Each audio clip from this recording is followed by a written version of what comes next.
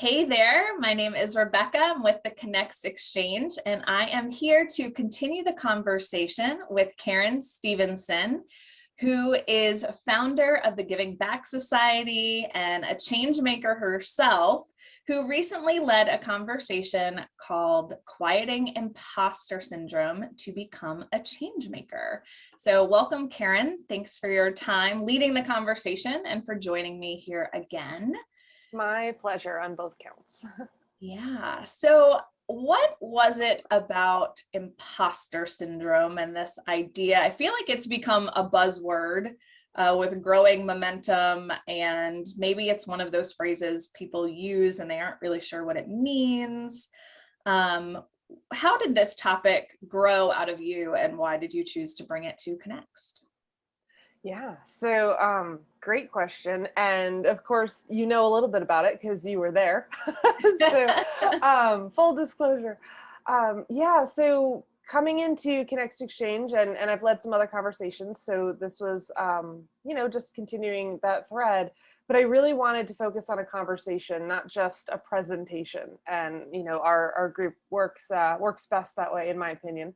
So when I wanted to talk about becoming a change maker, I, asked for your help and said, let's talk about exactly how to turn that into a conversation. And you were the one who mentioned imposter syndrome, I believe, or it came up in that conversation. And I just lit up. Okay. I lit up. I just remember oh, wait a minute. And you said nobody's actually led a conversation about that. And I was really surprised. And it's something that I have been battling, especially for me, shifting careers, all of a sudden leaving one career and starting a whole other business where I'm new in the industry now. And it's a very different experience. And so it's something that I knew that I'd been dealing with, and I wanted to open up a discussion and just learn more about it, excuse to learn more about it, and also just lead a talk and hear from other people that I really respect as to, what their thoughts are. So that's how it all came about.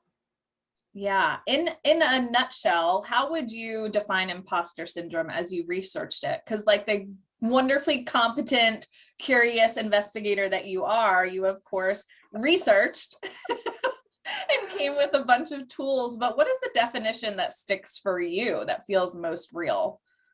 Yeah, so it's interesting because there were multiple definitions, and a lot of them, very wordy, very lengthy, and it's great, they cover all the bases. But really, at the end of the day, it's feeling like a fraud. That's the part that really, you're putting yourself in a position where you feel like you're going to be found out because you don't know what you're doing, which is not necessarily the case, but that's what our minds are telling us. Yeah. And the part that stuck out to me in the conversation, and I guess it continues to surprise me, but imposter syndrome feels authentically human. It's not a syndrome per se, it's just you're human. Because whenever I hear from people who I look at with great respect, and I know that they're competent, and I know that their voices and their perspectives and their experience have power, and when you get into a candid conversation, they share that they have doubt too. I'm like, if you doubt yourself, what? So I wonder for Right. you, what surprised you by the conversation, or what was affirmed? Yeah, so really interesting. And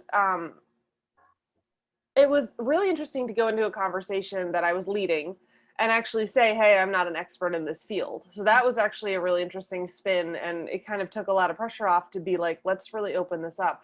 But there was a piece of me wondering, am I going to be the only one who suffers from this? Am I going to go in there and be like, so can anyone relate? And just crickets? And of course there weren't, because, we're all human. We all have insecurities. And it's, it's definitely the one thing that I really found fascinating, circling back to research and everything, is that it's not actually a confidence problem. I mean, it causes this, but it's actually a self-assessment problem.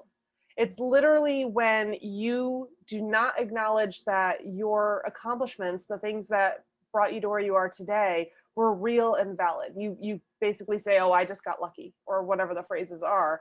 And so you don't see your own true value and your own true competency and everything else. And so that was really interesting. But opening it up to the conversation, to the group, I mean, This group is amazing and so not afraid to get vulnerable and so not afraid to open up about experiences. And I'm definitely not the only one, but it was also a really heartwarming conversation to kind of see that by talking about it and by connecting and knowing that there are others out there dealing with this, you kind of find that, some inner strength to be like, oh, okay, like I'm not alone, which makes you more confident about so many other things. So The reframing was really powerful, that it's not a confidence thing. And sure, it can be, and there's levels and degrees and there's self-talk. But that's something, again, when I see people that are like, oh, they're so confident and capable, and I feel confident and capable, but the idea of it's a self-assessment problem or challenge, that we don't realize just how powerful or capable we are, was really a great reframe that really helped things make sense. Yeah. The other thing that I really appreciated that you brought were some of these red flags. And you mentioned one, like, I just got lucky, or when someone compliments you, oh, they're just being nice. And these little jabs, I guess, we kind of give to ourselves, and oh, I just made it up as I went along, like down. And maybe that's true, and in those cases you may have an innate gift and you're still like not giving yourself credit for it. yeah, it's a tricky one. And it's funny because I came into a conversation preempting with, hey, I'm not an expert in this, but that was actually an accurate self-assessment. I am not, it wasn't actually imposter syndrome playing a role saying like, oh, put that out there so they don't judge you too hard, whatever. But yeah, no, it's interesting. They're just being nice I say that all the time. So there are definitely some of those. The other ones that, feeling like if I can do it, then anybody can, or even saying that out loud to somebody. Oh, well, like if I can do it, then you can do, like anybody can do it, and not saying it to like boost up somebody else, saying it to downplay yourself, because there's definitely some of these phrases are fine in the right context. But yeah, it's, and being that fear of being discovered as a fraud or feeling unworthy of success. There's a lot of different angles to this. It's not like super simple or straightforward, and it shows up and manifests in different ways for everybody. So yeah, and the other beautiful gift that you gave us were some tips to change things, and it was like, share with a confidant and choose that person wisely, what that inner voice is saying, and pretend that a project is an experiment, which I really like that one. And sometimes the stakes can be high, but it's always worth trying. yeah, and again, disclaimer, if you are trying to, play yourself off as a brain surgeon and you're not, that's just that's a good time. Big disclaimer. Yeah. So, but when it comes to many, like, giving a talk, doing, different things, stepping up as a leader, like whatever it is you're doing, if it's in a place that, just doing it, if it takes the pressure off, like, so you don't have to be perfect. Perfection is another one. Perfectionists really suffer from this because they feel like if it's not 100% perfect, then it's a failure, so there's different things in that too. Again, self-assessments, like, lower your standards, which sounds really strange as advice, but if you say, hey, 95% awesome is still a success, or 90% awesome is still a success, then it takes, like, you can acknowledge your successes more clearly and then build up that confidence. So one of the things that I love to do for this kind of thing is to write down lists of accomplishments, like literally just list them out, because when you see them in writing, you see them in black and white, it's like, oh yeah, no, I've done a lot, like, like towards this new thing or towards whatever, like. And that's another thing that I think, and this phrase resonated, I think, with the group. A lot of times I'll say, like, who am I to be doing this? Like, who am I to be trying? And so I counter that with, who am I not to be doing this? Like, if I have gifts to share with the world and the only thing holding me back is this, like, fear that I'm not perfect enough or I'm going to fail, then that's just me being selfish. Like, take a risk and put yourself out there, because at the end of the day, you're probably much more confident and better at this than you think you are. And it's going to help boost your confidence, and it's going to be sharing your gifts with the world and helping others. So that's Yes. kind of my end take on all of that. But Yeah, and that's one of my favorites, and it really hits home personally. Like, I learn from other people, and then to think that other people can't learn from me, like, that just doesn't make sense. So who am I not to be doing this? I mean, that's a beautiful question, directly in line to making change, whether it's in your life personally or in your community. That's a really important flip. yeah. So if someone's listening to this, thinking about this, I mean, you just offered one, we've talked about a few, but like, what is the first step? What would you recommend? Like, oh, I've got this voice saying, not me, probably somebody else, that little imposter. What is the first thing you'd recommend to lower the volume on that voice? Yeah, it's oh, I think so. I tied all of this in with being a change maker, because that's what I'm passionate about, empowering change makers.